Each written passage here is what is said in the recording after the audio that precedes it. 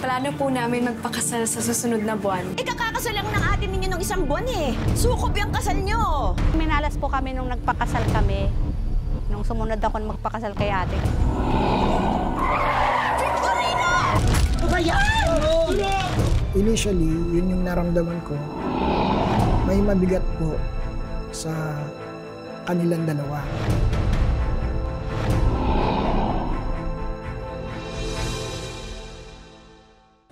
Joselito, Maria, I now declare you husband and wife. In the name of the Father, and of the Son, and of the Holy Spirit. Amen. Friends, I now present to you Mr. and Mrs. Joselito Rivera. Congratulations sa inyo ni Kuya Joselito. Salamat. Alam mo, ate, naiinggit ako sa'yo. Oh, bakit naman? Kasi nahanap mo na yung lalaking para sa'yo. Ano ka ba? Ipagdasal mo lang yan at darating din yun. Sana parang katulad ni Kuya Joselito. Na malaking sweldo. Para magkaroon din ako ng bongga ganitong kasal. Oo, dapat lang. Dapat talaga. Tama.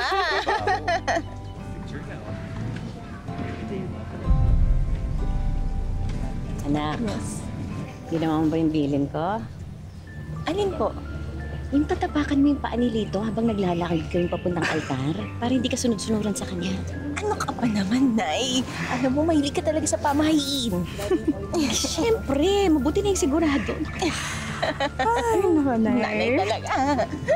1, 2, 3. Yun. Tara. Tayo na sa reception. Uy! Wait lang, Nay. Yung bag ko pala naiwan ko lang doon. Bilisan mo, baka may makakuha.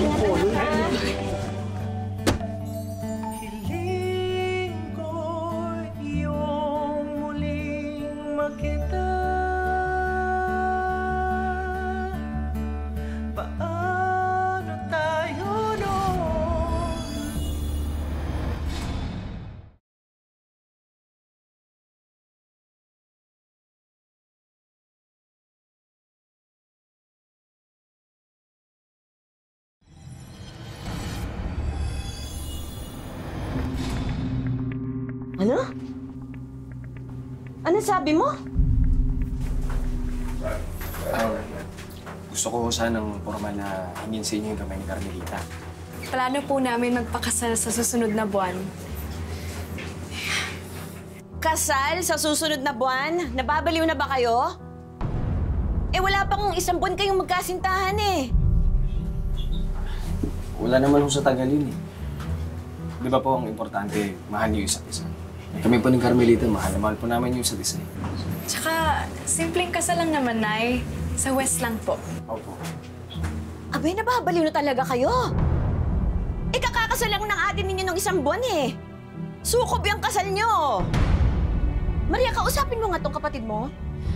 Nay, pamahiin lang naman yung sukob. Tingnan mo nga kung ngayon lang siya naging ganyang kasaya. At saka kung talaga nagmamahalan silang dalawa, pagbigyan nyo na. Okay lang yun. Oo nga, Nay. Tama naman po si Maria eh.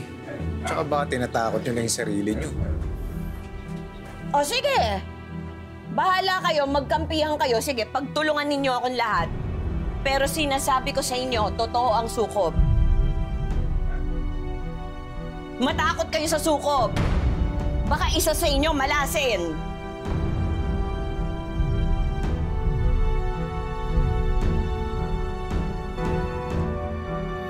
Tanggapin mo tong singsing na to Bilang isang panatang ko sa'yo, na ikaw ay kagalang, pahalagahan, mamahalin, sa hirap at ginhawa, ngayon at kailanman. hanggang sa kamatayan. Nay, ano yun? May babaeng nakatayo doon kanina nakaitim. Hindi mo nakita? Nay, wala naman tao dun eh. Sana hindi hayaan ng Diyos pero masama talaga ang kutob ko eh. Nay, huwag kayo maniwala sa sukob. Hindi po totoo yun.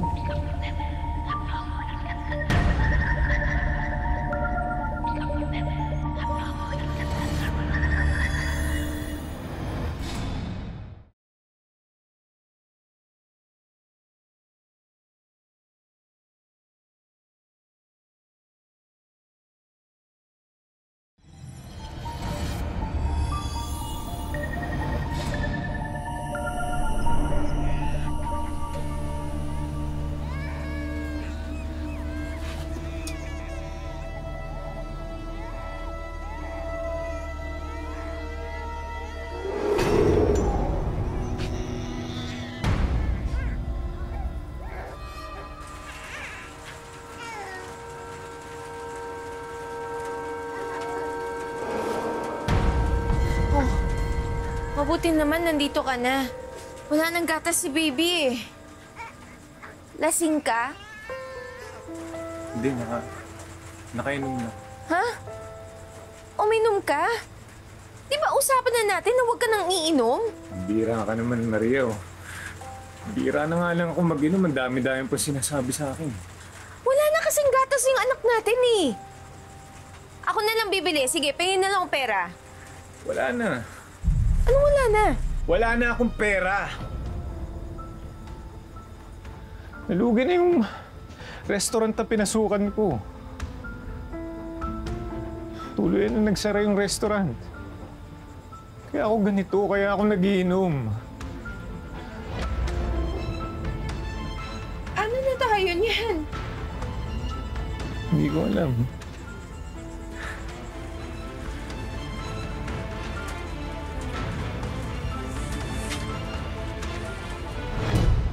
Ang kapal din ng mukha mo, no? May pambayad ka dyan sa alak mo, pero wala kang pambayad sa gamot ng anak mo. Wala naman akong ginastos dito, Maria. Si pare yung nagpainom. Nahatak lang ako.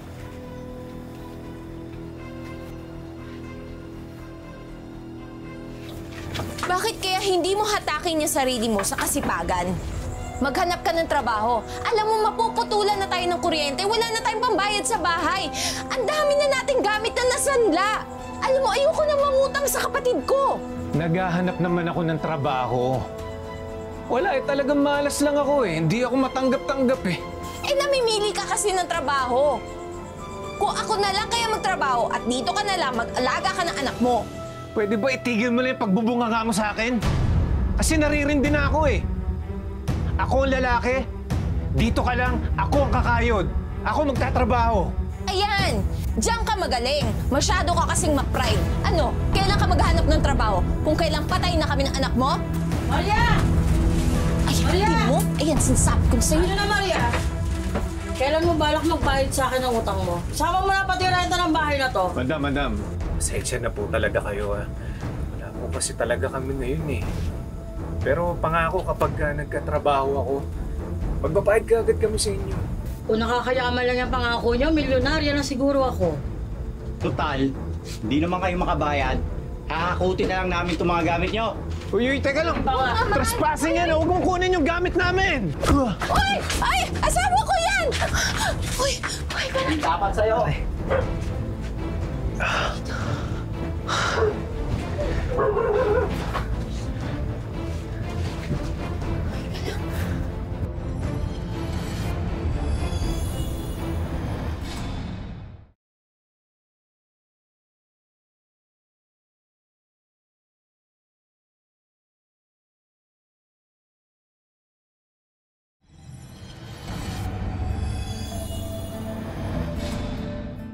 Saan mo ba ako dadalhin? Saglit lang. Saan ba to? Ito lang. Tay na lang. Up! Stay lang. Ayan na. Surprise! Sa atin to? Malaki kasi yung nakuha kong bonus sa kumpanya sapat naman na iipon natin kaya naisipan ko, bumili na ng sarili nating bahay. Napakaswerte ko naman sa'yo. Hindi mahal. Alam mo, ikaw yung swerte sa akin. Kayo ni Baby. Alam mo, simula nung kinasal tayo, sunod-sunod na kami yung mga swerte na nangyayari sa buhay natin. No? Love you. I love you. Pasok na. Ay, sorry. Pasok tayo sa loob. Pakita ko sa'yo kung gaano kaganda ito nakuha natin.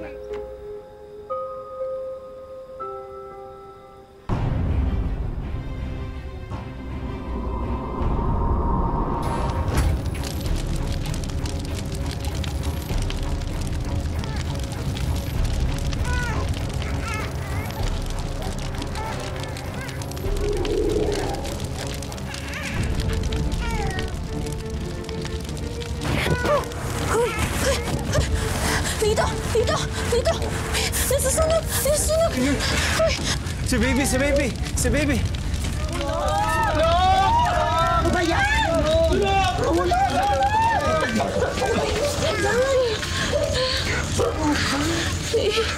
Maria, ang bahay natin.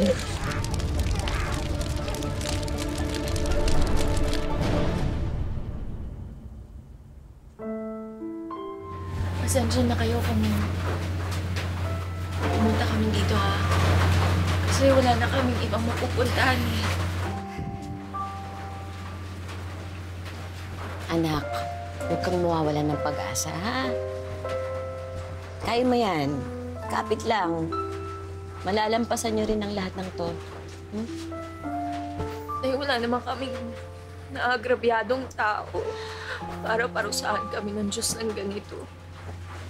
Namumuhay naman kami ng marangal. Hindi naman kami nagkukulang sa pagdarasal. Sinusubukan lang kayo ng Diyos. Nay, sobra naman na yun. Sobra na.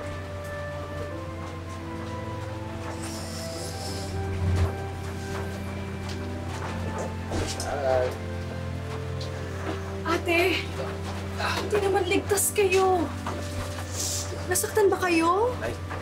Kamusta naman? Ate, kung kailangan mo ng pera, pwede naman kitang pahiramin. Tsaka nagdala din kami ng mga damit tsaka pagkain. Oo, madami huto, oh. Salamat. Sige ka lang po dito, ha? Sige. Naging maganda kasi yung trabaho ni Victorino, kaya may kailangan ka, sabihan mo lang kami.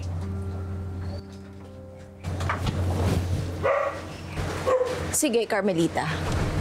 Ipamukha mo pa sa akin kung anong meron ka at wala ako. Ano? Ate, hindi yun yung gusto ko sabihin sa'yo. Gusto lang talaga namin tumulong, ate. Tumulong? Eh, ikaw nga may kasalanan kung bakit kami minalas, eh. Kasi sukob ang kasal natin. At hindi ka kasi nakikinig kay nanay. Hindi yun totoo, ate. Di ba nga kinampihan mo ba ako kay nanay? Tapos ngayon sisisihin mo ko?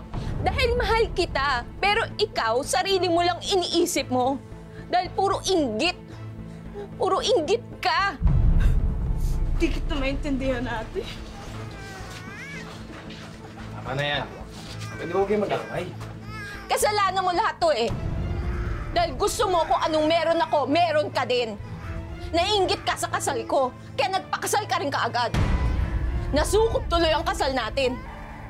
Nasukob kami, minalas kami, at ikaw, sinuwerte ka. Hindi yan totoo, ate. Huwag mo kong paratanga. Tama na! Kumalma nga kayong dalawa, mali ito. Anong mali, Nay? Eh, ikaw nga nagsabi na totoo ang sukob. Kung hindi totoo yun, paano mo mapapaliwanag yung nangyayari sa buhay ko? Ha? Kami, pabagsak. At eto naman, pataas ng pataas. Hindi ko naging kasalanan kung bakit kayo nang hirap ngayon. Mahal. Hindi ko din naging kasalanan kung bakit walang trabaho yung asawa mo. Hindi ko din naging kasalanan kung bakit lasinggero yan at nabanggi sa utang. Saka hindi ako ingkitera, ate. Ikaw! Ikaw ang ingkitera! Mahal. Sana ikaw naman malasin at magdusa. Tama na.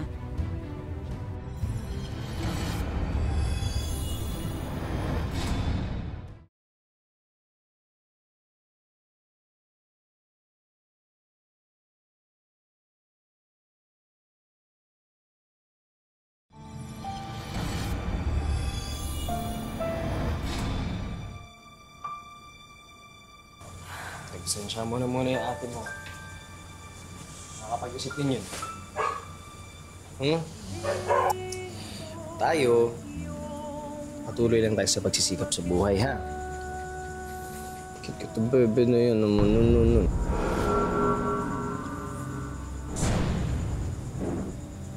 Bakit? Mahal, huy. Tingnan mo. Wala. Siguro guni-guni ko lang. Halika na. Pahinga na tayo. Ha?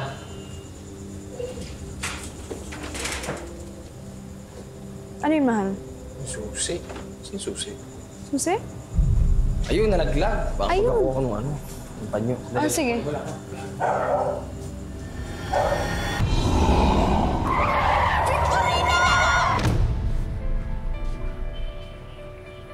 Nakikiramay ako. Nakikiramay? Plastikan to. Anak, kumalma ka. Huwag naman dito, nakakahiya sa mga tao. At magpakita ka naman ng kahit konting respeto sa burol ng asawa mo. Ha?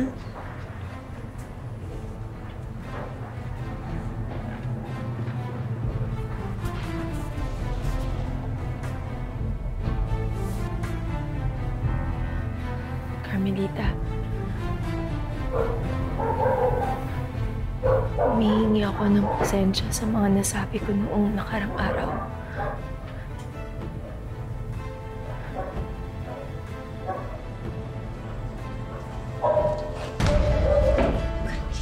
Napakakapal na mukha mo, ate!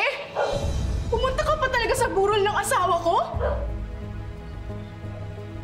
Ano? Masaya ka na? Natupad na yung gusto mo! Minalas na din ako! At mas masakit yun sa dinalas mo! Anak, dumaan akong palengke. Tapos naisip ko, bili na rin kita ng prutas at gulay. Salamat, Nay. Okay lang po ako.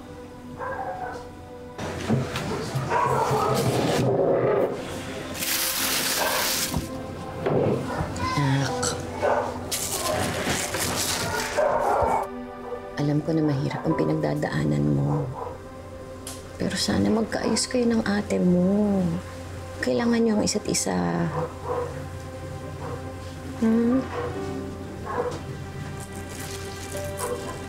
Totoo, Nay. Nagsisisi na ako sa lahat ng ginawa ko. Wala akong bumawi kay ate.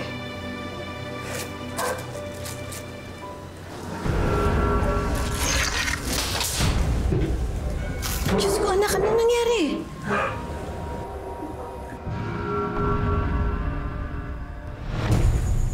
Marcelito?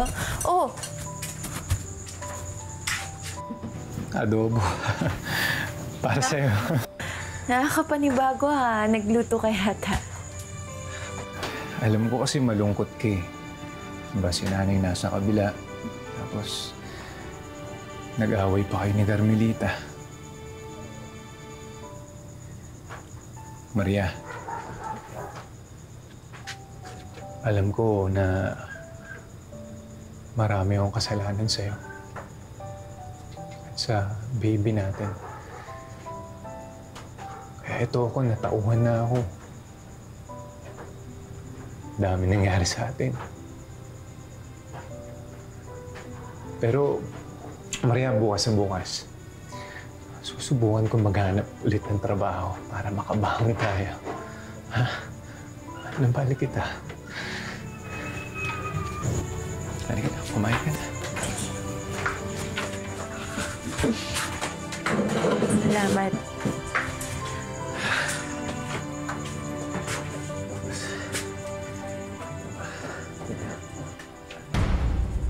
Okay ka lang? Bakit? Masakit sa dibdib. Ano nangyari sa... Joselito! Joselito! Tulong!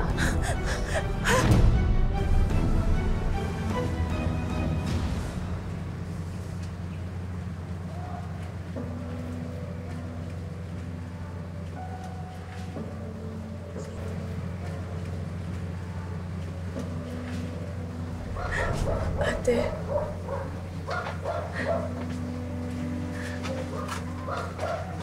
Ate, sorry. Nakikiramay ako.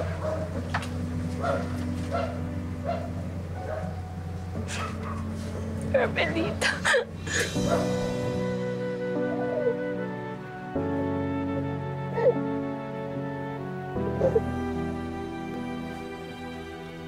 Ate.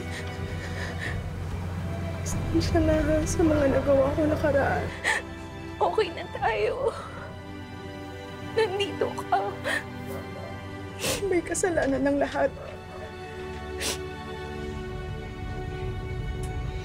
Kaya tayo minamalas dahil sa sukob.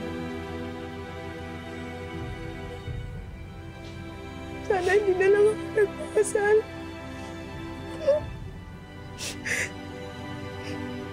Sana hindi ko na lang kayo sinabayan. Sorry, ate. Ay, hanggang kailan ba itong pagdudusa namin? Kailan po ba ito matatapos? Maraming taon na ang lumipas pero hanggang ngayon, kumbinsido pa rin ang magkapatid na Maria at Carmelita na sukob ang sumira sa buhay nilang dalawa. Pero sukob nga ba talaga ang totoong dahilan kung bakit ang magkasunod na kasalan nauwi sa kamalasan? Maria Carmelita, ang question ko, paano kayo nakabangon mula dito sa sunod-sunod na masasamang nangyari sa buhay niyo? Dapat matatag yung dibdib mo. Hindi mo pwedeng upo ka lang. Kailangan may dibdib kang matigas. Kailangan mag-iisip ka kung anong pwede mong gawin. Dasal lang, hapit lang kay Lord. Pagkatapos ng di umunoy sunod-sunod na kamalasan, ibinuhos na lang ni Maria at Carmelita ang kanilang oras sa pagtaguyod ng kanilang mga pamilya. Pero para maliwanagan ang magkapatid sa totoong nangyari sa kanila, tinupad namin ang hiling nilang makita ang paranormal expert na si Ed Caluwag. So ang paliwanag po sa sukob, nag-aagawan kayo ng biyaya nung taon na dapat ay dapat sa isa lang mapupuntak, and eventually pag may kinuha si universe sa isa, may kukunin niya sa isa. Initially, yun yung naramdaman ko, may mabigat po sa kanilang dalawa. Mayroong nag-curse o may nagsumpa within the family. Sukob per se ay isang folk belief. Bad omen ito or magkakaroon ng kamalasan, financially, sa buhay. Basically, ang sukob ay pananakot. Ang simbahan does not look favorably at it kasi it is a form of superstition o pamahiin. Walang batayan. Kahit scientifically, walang batayan. Ngayong naliwanagan na ang magkapatid na Maria at Carmelita sa misteryong bumalot sa kanilang pamilya, mga buhay naman nila ang sunod nating paliliwanagin. Yan, para sa iyo yan.